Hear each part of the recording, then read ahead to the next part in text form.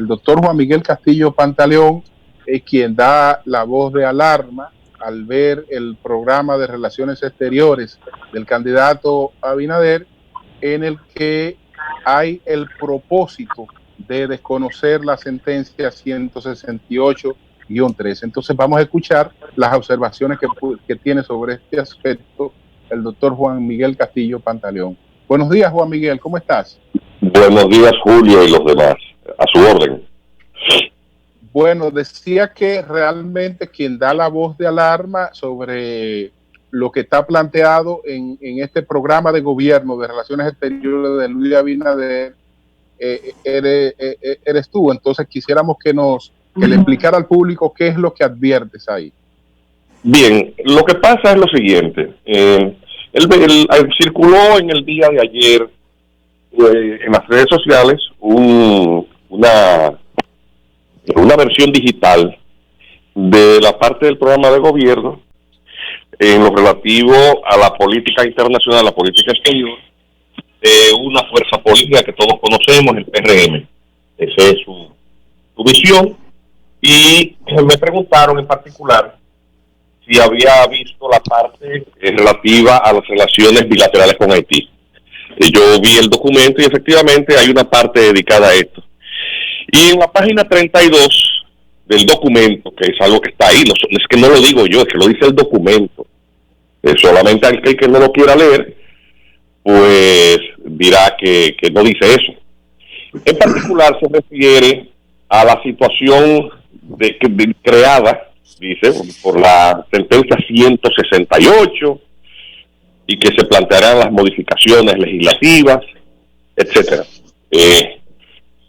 Obviamente, la premisa de la cual se parte para poner esto de nuevo en examen o revisarlo es de que las sentencias no tienen carácter firme, de que no es obligatoria ni sería vinculante. Y eso obviamente plantea algo muy preocupante, porque en nuestro país la Constitución es la espina vertebral del sistema jurídico. La constitucionalidad es, por lo tanto, el fiel de toda balanza en la que se va a pesar cualquier decisión o cualquier política de gobierno. Nuestra Constitución establece muy claramente las reglas de acceso a la nacionalidad dominicana. Esta materia, la de nacionalidad, así como la materia migratoria, son materias de dominio reservado de los estados. Es algo que no se pone en tela de juicio, ni se pone en discusión, en balanza, en una discusión de, bueno, yo te cedo esto, tú me das aquello, en ninguna mesa, porque esos son temas propios de la soberanía.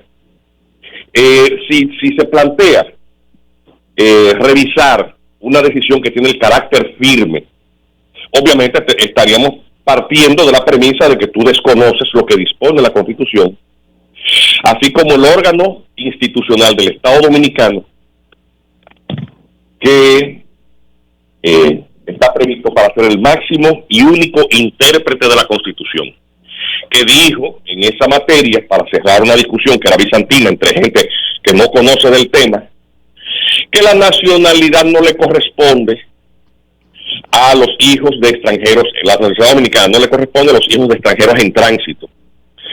Y eso es una definición que estaba recogida en no solamente el texto constitucional, sino en una cantidad de jurisprudencia anterior en materia constitucional dada por la Suprema Corte de Justicia, así como en múltiples decisiones en materia de casación. El extranjero en tránsito es aquel que no tiene la condición migratoria de residente legal. La residencia legal es una categoría migratoria que es otorgada por el gobierno. Eso ni siquiera se lo inventó la ley de migración, ni tampoco se creó ese concepto de residencia en las constituciones. Eso estaba en el Código Civil, en el artículo 13 del año 1884. Entonces, obviamente la premisa es preocupante porque significa desconocer todo esto y plantearse, bajo una serie de argumentos, poner eso de nuevo en examen. Obviamente eso es un error, principalmente porque dentro de los tableros de estrategias regionales se pretende que el país al país se le endose una cantidad de población proveniente del estado vecino que es un estado fallido. Negar eso es sencillamente, el que dice que eso no es así, es mejor ni seguir conversando, porque eso es una cosa más que ostensible. Haití es un estado fallido que genera una migración incontrolada y es una situación con la cual la comunidad internacional ha hecho un manejo pésimo, y obviamente los primeros afectados de esa situación de falencia, además de los haitianos, son los dominicanos. Entonces, de eso es que se trata, de que ese documento plantea esto, que es un hierro, es algo que no debe de ponerse en ningún programa de gobierno, es un tema decidido. Además, porque el Estado Dominicano ya hizo un plan de regularización, y ese plan de regularización vino a ser a dar una respuesta legal a estos temas. Y la ley 169-14 también le dio una respuesta legal a los reclamos de aquellas personas que decían, bueno, ¿qué pasa con aquellos no dominicanos erróneamente declarados en oficiales de Estado Civil? Bueno, pues tienen un mecanismo de naturalización legal automática, si se determina que en la misma no hubo dolo. Es decir, el país le dio una respuesta a eso, y ya eso no está en ningún foro internacional. La República Dominicana ya, a aquellos que querían algún tipo de solución, se les dio, y no hay, por salvo desconocer la soberanía, los atributos de la soberanía en estos temas, no hay por qué colocar eso de nuevo en examen. Bueno, ellos alegan ahí que quieren mejorar la imagen del país, y usted sabe que en este documento participan personas como el señor Roberto Álvarez, que estuvo sumado a la campaña internacional de descrédito contra el país alrededor de la sentencia, el señor Juan Bolívar, una serie de gente. Entonces ellos dicen que eso, que ellos quieren salvar la imagen del país con esa situación de este país de esclavista y de gente desnacionalizadas. Mira, cada vez que a nosotros nos decían, mira, la Corte Interamericana de Derechos Humanos, por cierto, una jurisdicción sobre la cual República Dominicana nunca hizo una adscripción de acuerdo al texto constitucional, eso lo habíamos advertido de antemano, que cuando eso se pusiera en examen en la jurisdicción constitucional, eso iba a ser declarado no conforme con la Constitución. No se nos creía, vino la sentencia. Es decir, cada vez que yo escucho gente que dice, bueno, las graves consecuencias de que República Dominicana ejerza su soberanía, y yo de una manera, vamos a decir, con chanza, les respondía de la siguiente manera: Julio y los demás, cuando ustedes eran niños que le decían que quien les colocaba regalos al pie del árbol navideño era un señor gordo que se llamaba, o que le hacen llamar Santa Claus, ustedes con la maduración se dieron cuenta que Santa Claus, esa ilusión, no existe. ¿Qué les pasó? No, seguimos vivos, tranquilos. No pasó nada. Claro. No, es que no pasó nada. Cuando se dice República Dominicana va a resultar afectada terriblemente por ejercer los atributos propios de su soberanía, definir las reglas de quién es o no nacional, eso es sencillamente una tontería.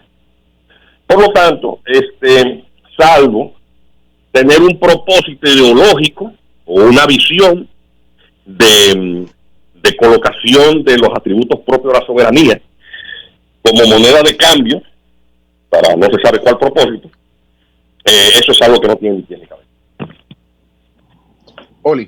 Sí, Juan Miguel, bueno, sabe que tengo muchos puntos de coincidencia contigo respecto a este tema. Yo, por ejemplo, a diferencia de las valoraciones que hizo Julio inicialmente, creo que el peor problema de la República Dominicana es la manera en la que gestionamos. Es decir, si aquí había un problema complejo con respecto a esto, complejo lo tenemos a partir de que se planteó el plan de regularización, que no fue más que un enorme desorden donde se motorizó que mucha gente viniera de Haití a buscar registro para acá, pero gente que vive allá. que nunca incluso residieron aquí. Yo tengo decenas de ejemplos. Coincido contigo en el punto de que el país no, ahora mismo, incluso los órganos internacionales que ejercían presión sobre la República Dominicana tienen tanto descrédito,